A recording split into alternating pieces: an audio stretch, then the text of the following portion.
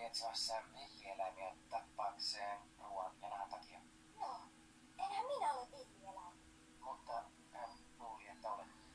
Mitä? Miksi? Hän luuli sinua sudeksi.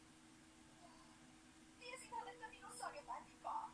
Ei sinussa vikaa ole. Sinulla on hieno sukutaulu. Joo. Äitisi on rotupuhdas husky.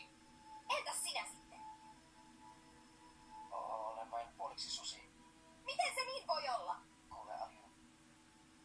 Isäni oli husky, joka sai pentuja suden kanssa. Hienoa. Isoäitini oli villieläin. Susiko opetti, milloin tietää sen, kun ihminen haluaa tappaa?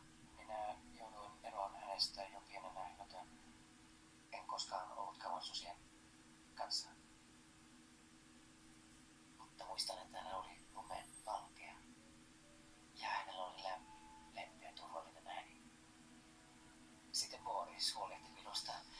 Kasvettuani hänen kanssa on ihme, että haukun enkä kaakata.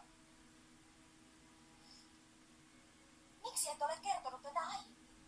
Halusin suojella sinua. Suojella minua? Miltä? Siltä tosiasialta, että ihmiset eivät halua minua, koska olen puoliksi villi. Alju, minä... Entä siskoni ja veljeni? Heissä on myös sutta. Miksi heidät haluttiin? Koska eihän se heissä